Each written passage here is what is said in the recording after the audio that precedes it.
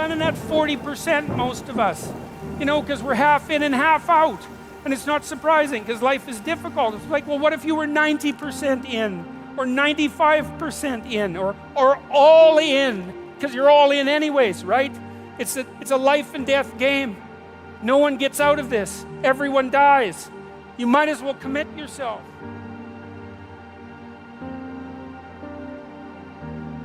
Well, people don't do that. They don't sit down and think, all right, you know, let's figure it out. You've got a life. It's hard, obviously. It's like 3 years from now, you can have what you need.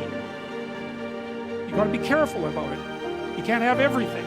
You can have what would be good for you, but you have to figure out what it is, and then you have to aim at it. Well, my experience with people has been is if they figure out what it is that would be good for them, and then they aim at it, then they get it. And it's strange because they don't necessarily, it's a strange thing. It's not quite that simple because, you know, you may formulate an idea about what would be good for you, and then you take 10 steps towards that, and you find out that your formulation was a bit off, and so you have to reformulate your goal. You know, so you're kind of going like this as you move towards the goal. But a huge part of the reason that people fail is because they don't ever set up the criteria for success. And so, since success is a very narrow line and very unlikely, the probability that you're going to stumble on it randomly is 0. And so there's a proposition here, and the proposition is, if you actually want something, you can have it. Now the question then would be, well, what do you mean by actually want? And the answer is that you reorient your life in every possible way to make the probability that that will occur as certain as possible. And that's a sacrificial idea, right? It's like, you don't get everything. Obviously. But maybe you can have what you need. And maybe all you have to do to get it is ask. But the asking isn't a whim or today's wish. It's like, you have to be deadly serious about it. You have to think, okay, like, I'm taking stock of myself.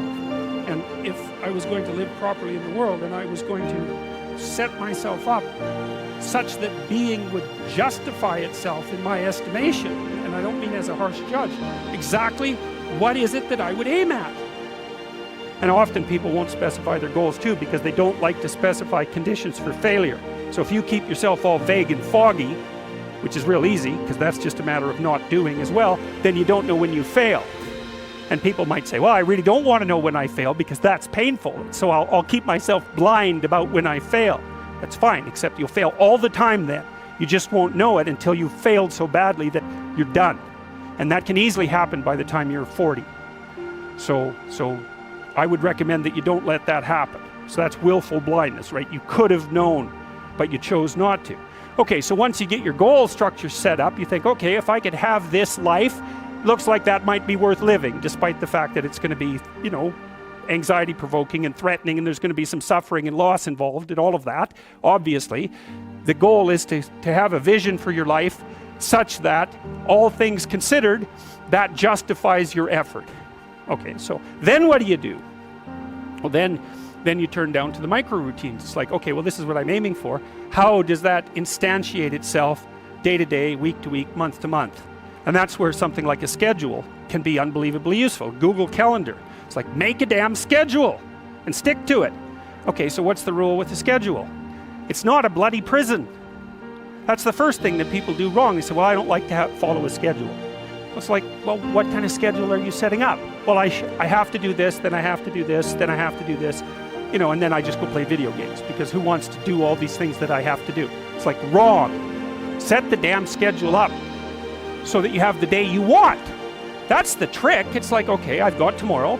If I was going to set it up so it was the best possible day I could have, practically speaking, what would it look like? Well, then you schedule that, and obviously there's a bit of responsibility that's going to go along with that, because if you have any sense, one of the things that you're going to insist upon is that at the end of the day, you're not in worse shape than you were than at the beginning of the day, right? Because that's a stupid day. If you have a bunch of those in a row, you just dig yourself a hole and then you bury yourself in it. It's like, sorry, that's just not a good strategy. It's a bad strategy. So maybe 20% of your day has to be responsibility and obligation, or maybe it's more than that depending on how far behind you are. But even that, you can ask yourself, okay, well, I've got these responsibilities, I have to schedule the damn things in. What's the right ratio of responsibility to reward? And you can ask yourself that, just like you'd negotiate with someone who is working for you. It's like, okay, you got to work tomorrow.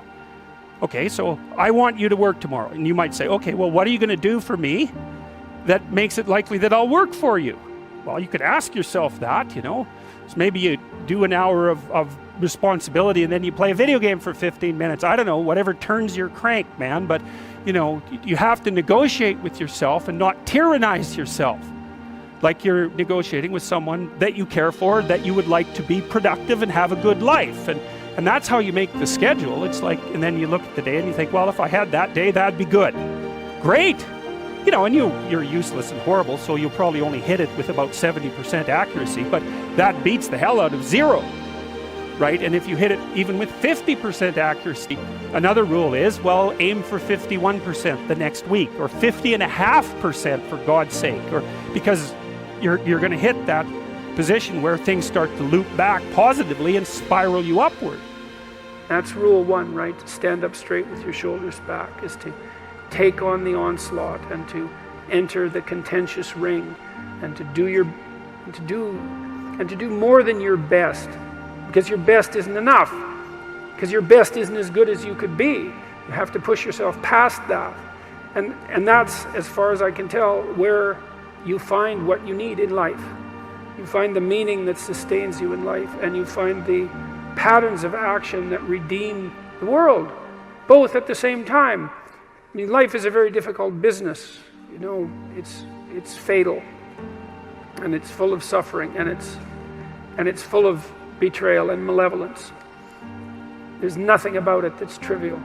It's all profound. And in order to find your way through all of that capacity for hellish experience, let's say, you need to develop a relationship with something that's profound. And you have that capacity. And so what's the decision that you make? You know, you decide to believe. You know, it's a risk, an existential risk. It's an act of faith. You believe that the truth can set you free. You believe that people have an intrinsic divinity about their soul. You decide that you're going to live in that manner, and that you're going to let everything about yourself that isn't worthy of that goal die. And that might be almost everything that you are. And that's a terrible thing to contemplate. The only thing that's worse, I would say, is the alternative. Because the alternative is the sorts of hells that we manage to produce around us, and that we produced with particular expertise during the totalitarian regimes of the 20th century. And it would be a good thing if we decided collectively and individually not to go back there again. Thank you.